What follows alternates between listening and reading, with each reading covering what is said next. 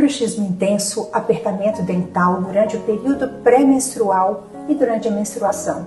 Isso acontece devido à oscilação dos hormônios e é uma época que a mulher fica muito sensível. Então, as dores são potencializadas. Nessa época, há um aumento no estresse emocional e físico, provocando mais dores e o apertamento e ranger os dentes. A boa notícia é que tem tratamento para essas dores, para essa tensão muscular. E desde o começo do tratamento você já vai sentir um alívio muito grande. Você tem alguma dúvida sobre isso?